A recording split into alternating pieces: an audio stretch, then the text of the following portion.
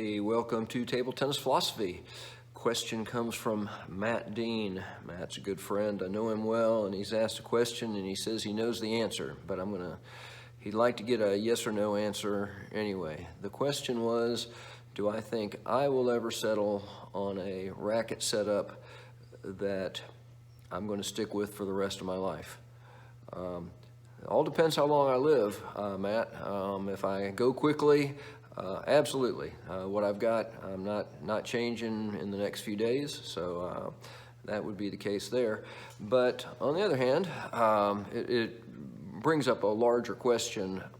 Let's assume I make it a few more years. Would I stick with the same racket setup that I have, the same rubber, exactly everything the same? Past history would say probably not. Matt's very aware of the fortune that I have spent on equipment over the years. And here's the bigger question.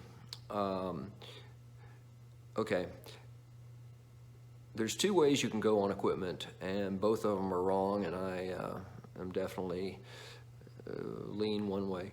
The two things are that you don't change your racket setup enough, and that you change it too often. On one extreme, you have people that have had the same exact paddle, same rubber for 10 years, maybe 5, 10 years, and just figure it works well enough and never ever change it. I think in almost every one of those cases, there could have been a change that would have made their game at least more fun. But there's all kinds of reasons people do that. And it's incredible that how well some people play with ancient rubber and old blades.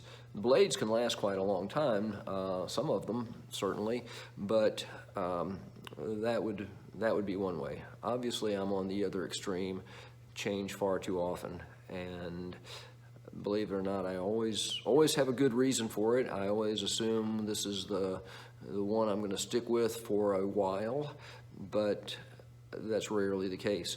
So you can go wrong with that, certainly. You can spend too much money.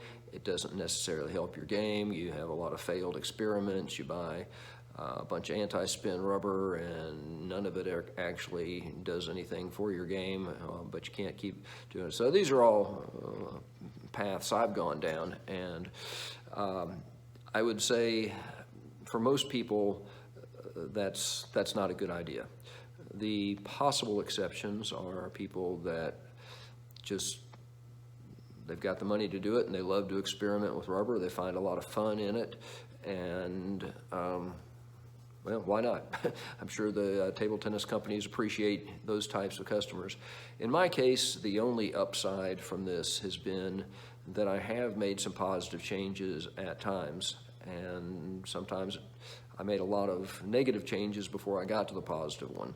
But what has also been a side benefit is that I've gotten a lot of experience and knowledge for recommending rackets for people I coach, and that's probably the biggest benefit. I'm pretty confident with my recommendations for the types of players that I'm working with, and I try to help them avoid the mistakes that I've made. So the answer is, do I really realistically expect I'm going to stick with exactly the setup I've got? Probably not.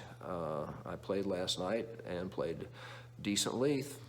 Didn't feel like my racket was holding me back in any way. Could see more possibilities. So I don't see a change tomorrow. But you'll have to get back with me in a couple months and see if I've still got the same thing.